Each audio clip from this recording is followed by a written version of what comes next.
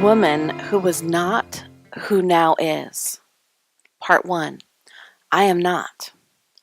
I am not a couch to be lounged upon, not a bed with wrinkled sheets. I am not a chair in which to eat potato chips.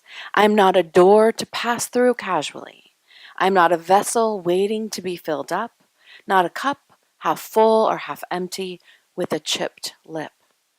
I'm not a place to put things temporarily, not a road to walk upon without reading the signs. I'm not a doormat to clean dirty boots. No chic book posed on a coffee table. I am not a mere mark on a page, not even a window to look through, not even a means to an end. I am not graffiti or a billboard phone come on, no bathroom wall smeared with lipstick kisses. I am not a bar with an empty stool waiting. I am simply not available for the expected. Placing, putting, sorting, projecting, stuffing, sitting, shitting, otherwise labeling, marking, archetyping, not a marketing image, no one's target audience. I am not what you think. We start there if we are to get anywhere. I am not a whim or a random muse designed for entertainment, not a toy for playing and consorting. I will not be conformed, distorted, contorted, not the idol of fiery desire. I am no longer sorry to disappoint, no longer willing to be considered second. I do not hobble my hips with apology, curdle my lips on your ass. Nor will I waste my time fighting systems that fight what I serve. I step out of preconception, deception, conditional feminine frames, internalized oppression. Be gone. Listen, I take up too much space for apologies now. Scars expand my presence such that I cannot be contained, strained, detained. I have derailed the runaway stories that power such myths. This Venus on a half shell was not born from male gods. There shall be no more deals with underworlds or overlords. I will eat pomegranates in dripping dozens with no bargain sealed. I will reunite with my mother in every season as I please, and we laugh at the negotiations. Rebel doesn't even begin to tell what I am now. I have outgrown my default settings. With a clattering clash and crash, finally the facade has fallen. I am proudly a danger to society and small minds. I'm not a car to drive fast, not a hotel stay. Room service cannot be ordered here. My new robes are too large for magazine layouts, as am I, as are we. My exile is complete. The woman who was not, who now is. Part 2, you are not. There will be times for mutual apology, sorting metaphors and memories, his and hers, what is them, what is theirs, that is not today. To my lovers I say, there is no need to fall at my feet, offer promises, talk of forever. I do not need white veils to look through. I do not need to be saved. Do you think what we found out, do you think this is all about you? It isn't. It's that I include you. A fine distinction. Do you wonder what this has cost you? The cost between us, the loss lost between us, how it has hurt you to allow me to be hurt. What I speak of is beyond careful tones of equality, assigned gender roles, of what each body is designed to do and when and with whom. Chances are you have missed what was hidden in plain sight. Chances are I did too. I'm not what you thought. You are not what I thought. I want you. With all of your danger, can you want me with all of mine? It takes time. I am willing to sort through your shadows with you. Will you help me sort mine? Things have gone missing now that I'm no longer a Miss Anyone. I am a free woman whose secret name curls on her tongue. There will be times for mutual apology, the sorting of metaphors and memories, of his and hers and them and theirs, but not today.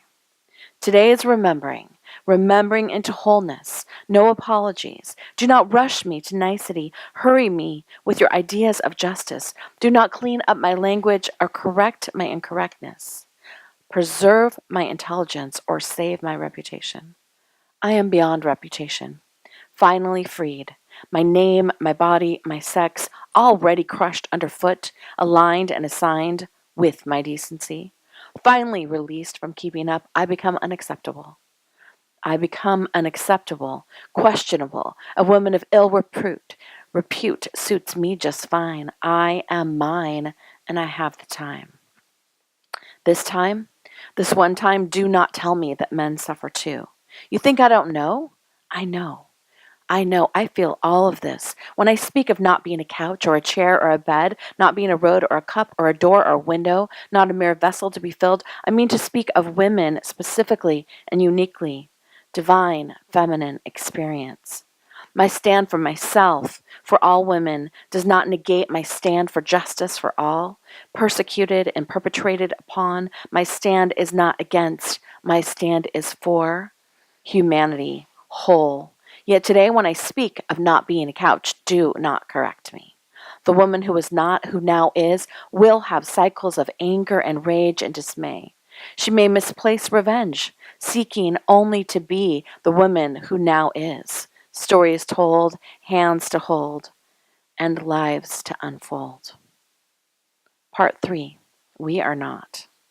Woman, most precious image, uplifted as sex symbol, idol, ideal, simultaneously a product, consummated, consumed and disposed of, reposed of and repurposed, hips and lips and curves, used, abused, poised and posed, praised and shamed, defamed, flayed and played, and the paradox is a mystery made of madness, cherished and crushed, scattered, clearly no serious matter, divided and conquered no more.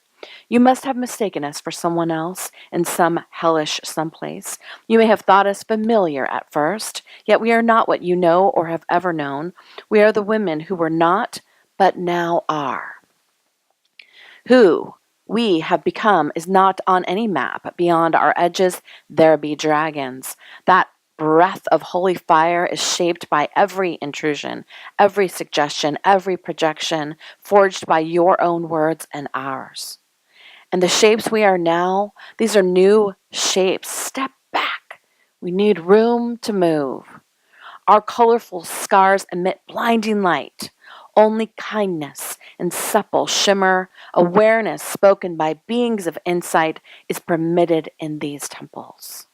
Sculpture ideas into roses, the scent of vast oceans, and love larger than any sky.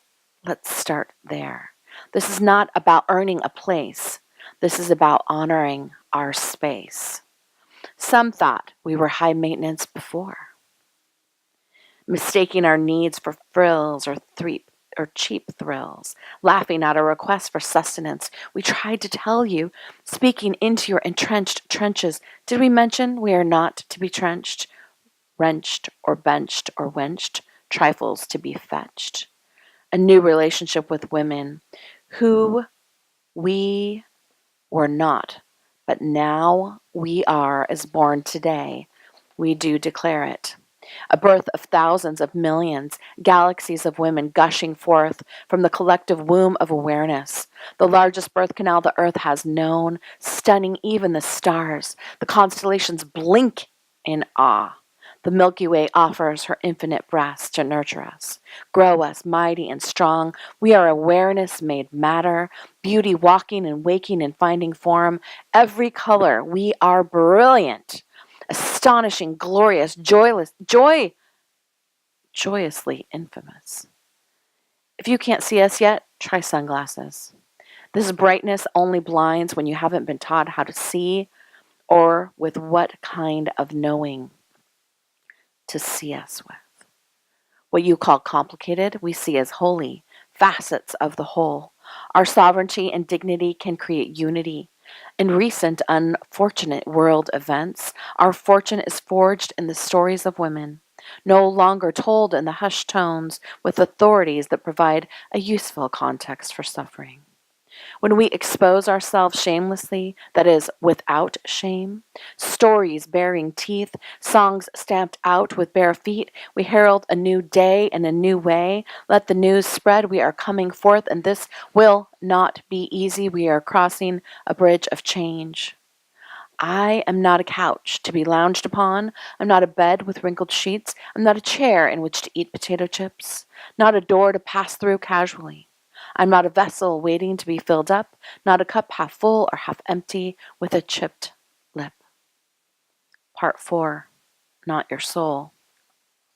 Your soul is not the problem. You are not damaged goods. The story does not live in our soul. Hear this. Hidden bias is called that because it is hidden. What we need now is intelligence about our conditioning, willingness to see privilege built into culture that goes unchecked and assumed. What we need now to survive this is our own experience of ourselves. We will not thrive in systems that require one to overpower another. This is not an easy template to shake. Is the payoff worth the risks? Can we be ourselves otherwise? For us, flattered, afraid, and assaulted by two toxic cocktails of admiration, where witnessing beauty becomes an aggression, spoken or silent, that says, if I can't have you, then you must go down. This has gone on too long. We have always known, even when our knowing was frozen in fear, that lip service without soul fails us all. In many cultures, ancient and new, in towns of rednecks or red neckties, women feel they have no choice. Women face death and rape and abuse, and those who can must rise. I don't care for apologies. Awakening is what opens us now. I know what I am and am not. That is not my soul or yours. This does not live in souls. This lives in belief, where we can change minds. In this, there is hope. In this, we engage in soul work. Part 5. This is not an apology. This is not a request. This is not an invitation. This is not a suggestion or a divination. Let this be my declaration. Let each woman sing out differently. Yet in this agreeing, we are free. If men could see this, that in our freedom they are freed, there would be no more need for me to say, I am the woman who was not, who now is. I have offered much of what I am not in this writing, so that I could find what I am, and in the saying so, found me. This is intentional creativity. Through the process of diving in, we begin to see this is not about you. This time it is about me. Here's what I need. I need willingness to stand, willingness to see, willingness to be free. In my freedom, you are free. This is the way of women. In my freedom, you are free. This desire for willingness has always been here. In my way, I have spoken it. Maybe my voice was lost in noise. Maybe I didn't know how to shape it, or you didn't know how to hear it then. We are both subject to fallacy and prophecy and the ideals of Adam's destiny. Believe this, a new day for me can be a new day for you. I am not a couch to be lounged upon, not a bed with wrinkled sheets. I am not a chair in which to eat potato chips, not a door to pass through casually. I am not a vessel waiting to be filled up. I am not a cup, half full or half empty, with a chipped lip. I am the woman who was not, who is now.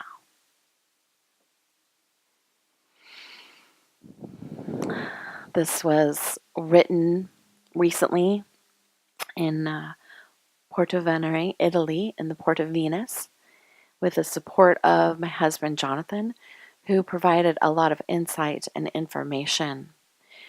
This was created in response to many of the things happening in the United States in terms of our experience as women and how much we were, I think triggered is the buzzword right now, really just called into awareness as a community, global, and specifically regarding what was happening in the United States in October 2018. And I wrote this. There are aspects of it that are my personal story, but it mostly came through as a collective story, meaning I was listening for the voice of women and trying my hardest to communicate that we can change this paradigm and that we need to first change it within ourselves and that we don't need to shame the men in order to uplift ourselves. But there are things that do need to be spoken once we've moved out of the frameworks we've been operating in, and an invitation for the men in our lives to see that when we are free, they are also free. And it could be men or systems or parents or women, any form of an aggressive presence. At this time, each of our awareness of our own entrenched beliefs needs to be explored, and each of us has an opportunity to step out. It's important for people in our lives who may be resisting this exploration that is sometimes rageful and finger pointing and all the messy ways that we have been reacting. There is a time for reacting. There is a time for allowing our upset and our rage to come out. It isn't always going to be clean and tidy when there's a healing. So this is a call to allow for there to be spaces of messy in the lives of people that you encounter who are perhaps even at their very first experience of telling their story. When someone's had a traumatic experience in their life and they haven't told their story, the chances are when they're finally able to tell their story, which for many of us feels like it would cost us our life, feels like life and death sometimes to tell the story. After that, there's a lot of messiness that happens. Don't expect people to get it all together, be politically correct, say everything right, be appropriate to all the contexts, forgive. Let there be a time for us to be a hot mess. And in that, there will eventually, in time, each person's time, be a place to transform the wounds and heal up into scars and scabs and eventually see the light that comes from the wounds that Rumi talks about. These scars of ours, we do claim them. We don't claim that it all had to happen for a reason for us to learn. We learned, certainly we did. But now is a time for moving on because those of us who are able to rise up and be healed are called to be a blessing and an empowerment to others. Thanks for taking the time to listen.